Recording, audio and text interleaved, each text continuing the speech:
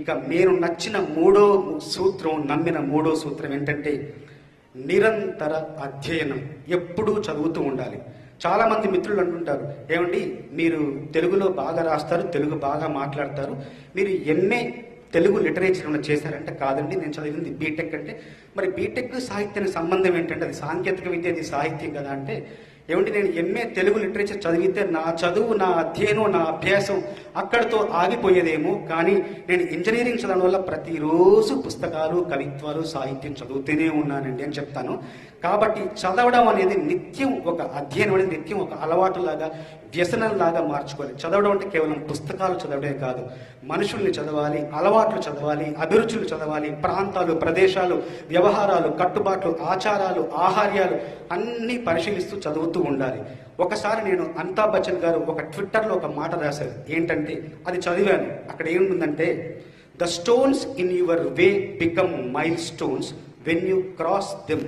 అంటే నీ దారిలో ఉన్న రాళ్ళు, నీ దారిలో ఎదురైన రాళ్లను నువ్వు దాటగలిగితే గనక అవి నీ ప్రయాణంలో మైలురాళ్లుగా మారతాయని చెప్పారు.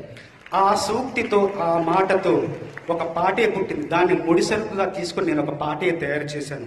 అదే భావం స్ఫురించేలాగా, తగిలే రాళ్ళని పునాది చేసి ఎదగాలని, తరిమే వాళ్ళని హితులుగా తలచి ముందుకెళ్ళాలని, కన్నుల నీటిని కలల సాగుకై వాడుకోవాలని, కాల్చే నిప్పుని ప్రమిదగా మలచి కాంతి పంచాలని, గుండెతో ధైర్యం చెప్పెను, చూపుతో మార్గం చెప్పెను, అడుగుతో గమ్యం చెప్పెను, నేనున్నానని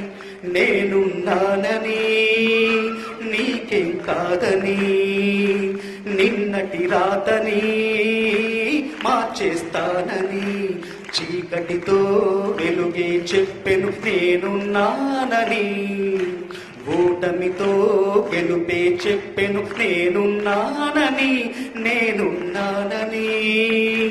నీకేం కాదని, నిన్నటి రాతని మార్చేస్తానని. నేనున్నానని నేను పాట రాస్తే ఆ సంవత్సరం నాకు ముందు వచ్చిన నంది అవార్డుకు తోడుగా నేను ఉన్నానని మరో నంది వచ్చింది ఆ సంవత్సరం నాకు ఈ పాట రాసినందుకు.